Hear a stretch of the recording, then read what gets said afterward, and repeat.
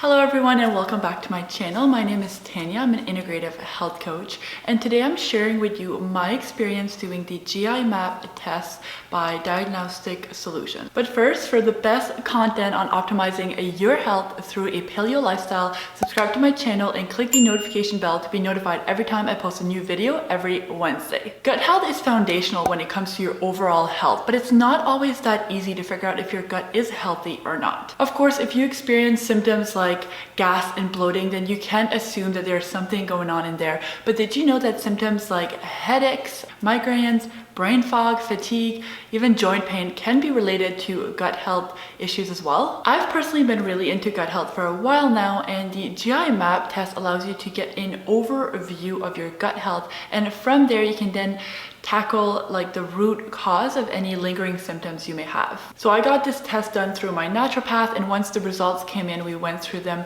together and then established a gut healing protocol because, as suspected, I did have a few things going on. So the GI map stool analysis tests for the following things: pathogens, H. pylori, normal bacterial flora, opportunistic or overgrowth microbes, fungi and yeast, viruses, parasites, intestinal health, and antibiotic resistant genes. You can also add other things to the test like zonulin levels, which would be part of the intestinal health. All right, so let's get right into my test results and see what they mean. So the first thing that came up is a few of my normal bacterial flora was imbalanced. Some were a little high and some were a little low. First up is Enterococcus, and I'm just going to be reading off my computer here because some of these is just what my naturopaths have sent me, so I don't actually know what like some of these bacteria being high or low actually does to my body. So with Enterococcus, I was low, and low levels of this bacteria may indicate insufficiency in bacterial or beneficial bacteria. Second, I had Akkermansia that was high. High levels are linked to multiple sclerosis, and low levels of Faecalibacterium prausnitzii. Some of these words I'm not really sure how to pronounce, honestly, and I even looked it up and even the internet could not tell me how to pronounce these. So Faecalibacterium prausnitzii was normal to low. This bacteria is recognized as an important keystone species in the Clostridia class, as well as a major butyrate producer, promotes anti-inflammatory processes and mucosal homeostasis, and reduced levels have been associated with a wide range of chronic inflammatory and autoimmune diseases. Next up, Bacteroidetes were low. This suggests microbial imbalance, which may be related to increased caloric extraction from food, fat deposition and lipogenesis, impaired insulin sensitivity, and increased inflammation. Okay, so far there's been a lot of like diseases and kind of disorders tossed around. Note that this doesn't mean that I have multiple sclerosis, for example. I think what's important here is to look at the bigger picture, and what this test is telling me right now is that I do have dysbiosis, which is an imbalance in my gut flora. All right, moving on to opportunistic bacteria. Those are the bacteria that, if given the chance, they will overgrow and can cause problems. Okay, so I had high levels of bacillus, and this can be a result from reduced digestive function, SIBO, which is small intestinal bacterial overgrowth, or constipation. My naturopath did mention that I had reduced digestion, but I will go over that in a bit and let you know what I'm doing for that. Okay, so I also had high levels of streptococcus. High levels of that in the intestine may result from low stomach acid, PPI use, which are proton pump inhibitors, reduced digestive capacity, SIBO again, or constipation. Elevated levels may also be indicative of intestinal inflammatory activity and may cause loose stools. So a lot of digestive symptoms there. Again, there's a lot of may be associated with. I don't have most of those things. So I think, again, what you really have to take from that is that there's an imbalance in my bacterial flora. Next up is fungi, yeast, and viruses, and I was all a negative for. So things like candida overgrowth, that can be pretty common, and that would have been tested in that section. So I'm really happy to know that I did not test positive for that. Next section is parasites. Parasites. So if you've been around my channel for a little while now, and that's actually maybe the reason why you came to my channel, you would know that I tested positive for the parasite Blastocystis hominis a few years back, and I have been trying to treat that, trying to eradicate the parasite I've already done 2 protocols. So this was gonna be like the moment of truth where I was gonna finally retest since my last protocol. So drum roll please. I still have it. BLASTO has honestly been so frustrating to try and eradicate. I'm going for my 3rd round now. And again, this is all in the guidance of my naturopath, but we have set up a protocol and I will be talking about that later in the video. And for anyone that does not know anything about Blastocystis hominis, it's a single cell parasite that is pretty common. You can get it from contaminated food or water.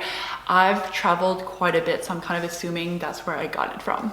Next up, we have the intestinal health section, and that's the section I was the most excited for because this section can really give you an overall picture of your gut health. So things that are tested here are digestion markers like steatocrit and elastase 1, GI markers like B-glucuronidase and occult blood, immune responses like secretory IgA and anti-gliadin IgA, inflammation marker calprotectin, and this was an add-on, but I also got my zonulin levels tested. So my results look pretty good there. Digestion GI markers were alright, but I did have high levels of anti-gliadin IgA. So gliadin is a component of gluten, which is the protein found in wheat and other grains such as like rye and barley. So the presence of those anti-gliadin antibodies can mean that there is an immune reaction in the gut to gluten. And having an immune reaction to gluten in the gut can really be the root cause